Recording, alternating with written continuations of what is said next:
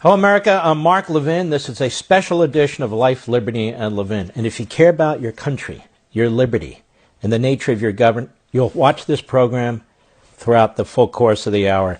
It's very, very important. I want to go back to the beginning. On March 2nd, 2017, I got behind the microphone on my radio show after spending an hour pulling together various articles, and something had occurred to me.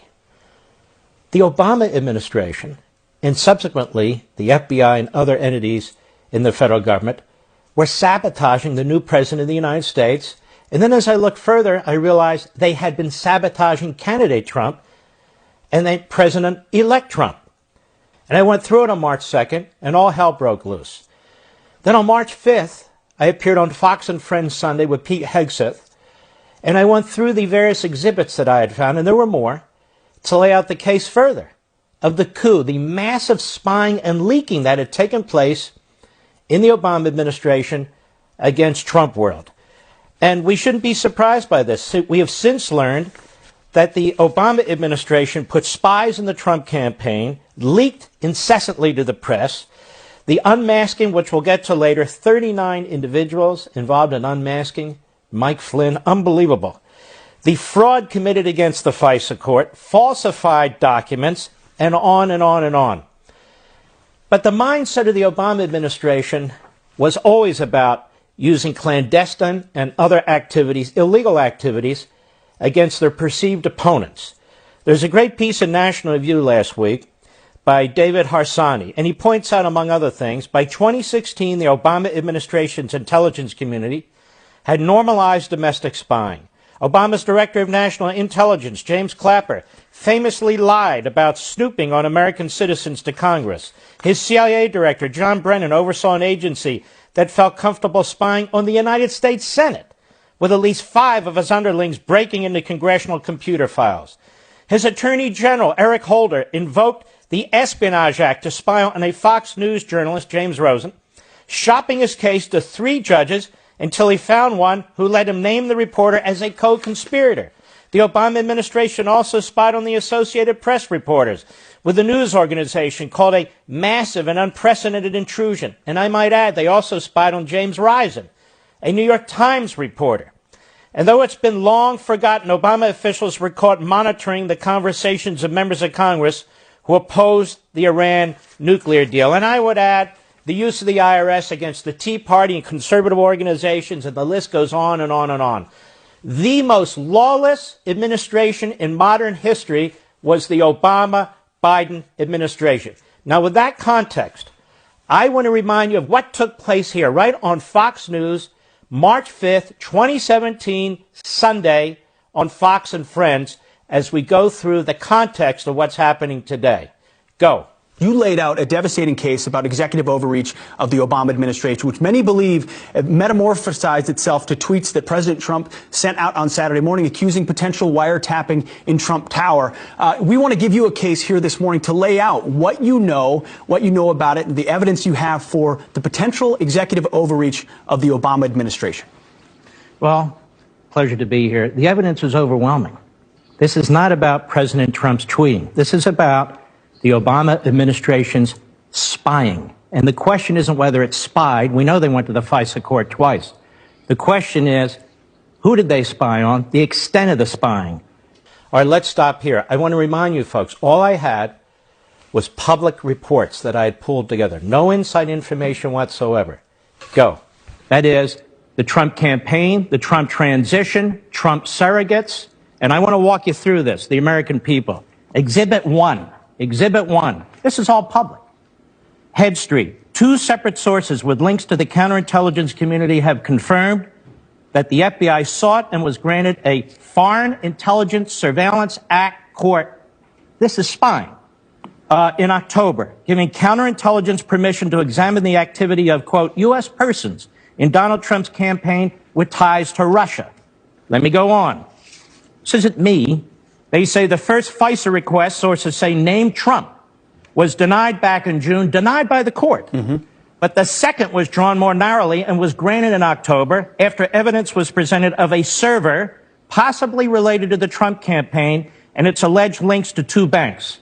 Now, Sources suggest that a FISA warrant was granted to look at the full content of emails and other related documents that may concern U.S. persons. Now, I know people are hung up with Trump's word wiretapping. Well, how'd they get access to this server information? Does it really matter if it was wiretapping, electronic surveillance, or whatever it was?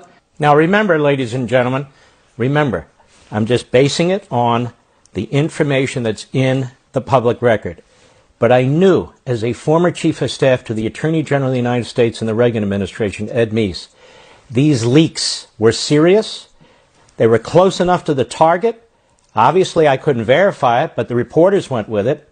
And I knew they had to be coming out of the FBI or some intelligence agency or all of them. Go.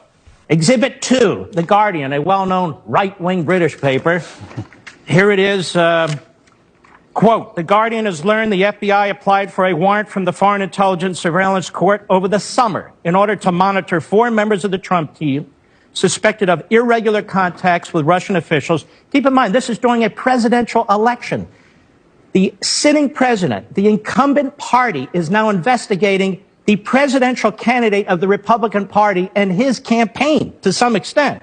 The FISA court turned down the application asking FBI counterintelligence investigators to narrow its focus. According to one report, the FBI was finally granted a warrant in October. Folks, you can see right here at the beginning, I'm laying out the information that I found.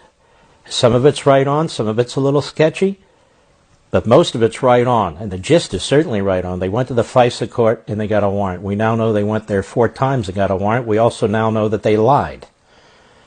The Inspector General's report indicates that. A document was falsified by an FBI lawyer. Leaks about this FISA application were throughout the media, and I was attacked after this. Do I have any proof that they actually went to the FISA court and so forth? The point of this, and the point of this program this evening, is to show you the full extent of the Obama administration's activity in this. These aren't a few one-off rogue FBI agents. This is a ubiquitous activity throughout the government. And furthermore, it is a ubiquitous activity, aid and comfort given by the media to promote this lie about the Russia collusion issue. Go.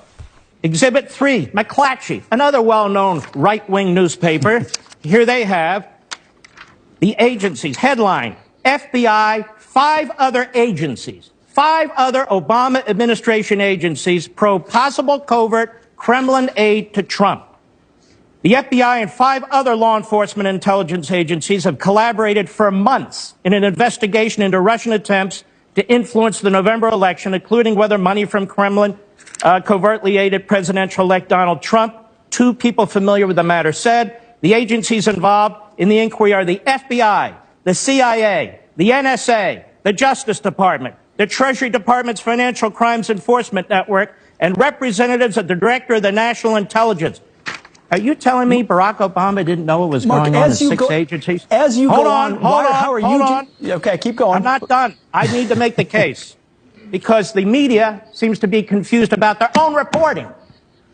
New York Times, another well-known liberal outlet, intercepted Russian communications, part of inquiry into Trump associates, January 19. The FBI is leading the investigations, aided by the NSA, the CIA, Treasury Department's Financial Crimes Unit. The investigators have accelerated their efforts in recent weeks, but have found no conclusive evidence of wrongdoing. Listen to this. One official said intelligence reports based on some of the wiretap communications have been provided to the White House. January 19th. So the leaking before Obama leaves office is enormous, to the New York Times, to the Washington Post, to British newspapers, to websites and so forth. The word has gone out. Push out this narrative of Russia collusion. Push it up. Cripple the incoming president of the United States. Create this cloud over his head so when he comes into office, he will be viewed as a Russian puppet.